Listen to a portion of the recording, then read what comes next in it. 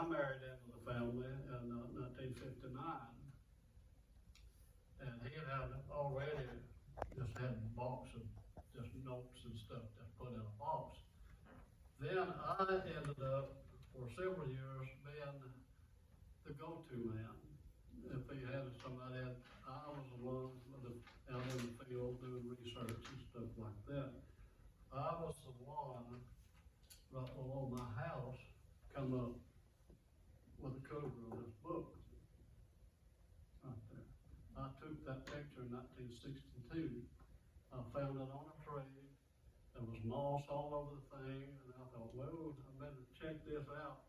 So I take the rubber part eraser on a pencil and I trace it through, and I kept looking at it, and I said, I don't know if I'm gonna tell Forrest that or not, you know.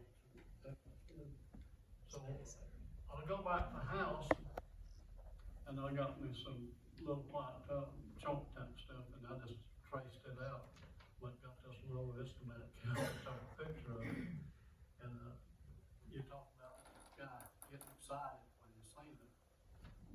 And it was pretty interesting type thing to have something, you know, that close to our house and stuff.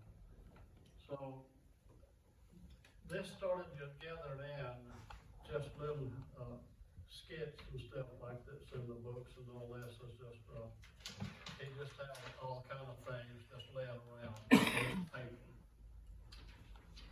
My son was born in 1960. About a month, I was less than half a mile from our house. There was an attorney and his wife, a couple of kids out through there, and we needed a babysitter, so she volunteered to take home my son. And then she got acquainted of what we were doing, this, that, and the other, and I kept telling Forrest, I said, you got to put this, and you categorize it somewhere, get this stuff in order. And this went on because he didn't want to. And we kept on for a good little while. And eventually he said, I don't know how we would do it. But the lady out next door over, she bringing the kids back and forth and so forth, she got to see a little bit of this, and she says, I can put that together. So okay.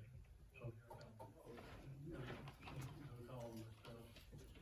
There was in this archives in Washington to get factual how many was at this area, you know, on record and things. So we did actually go into the records itself, you know, type thing.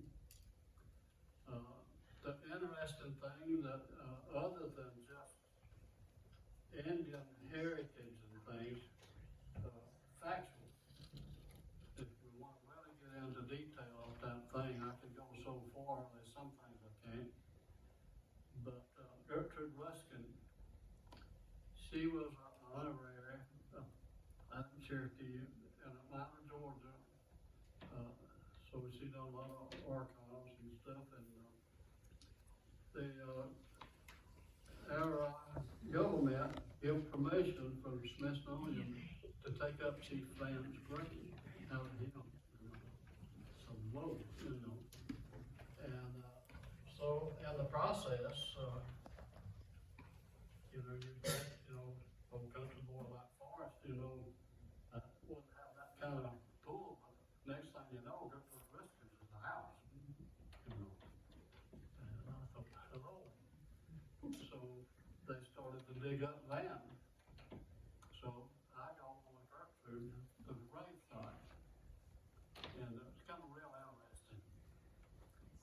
So when they got him dug up, it was bad news. They measured him. He was too tall. Wrong man. So it's interesting because I had two experiences that day. One was just a shock that, you know, that they got the wrong one. The second, I got to ride with Gertrude Ruskin, the worst driver I've ever been with. But so we go back to Forrest and said, let me, what we doing? What we're going to do now? So Smithsonian, they wouldn't give another another permission to dig, so Van was, we were gonna move him up to the Van house, and that never happened. So getting into things that's really physical.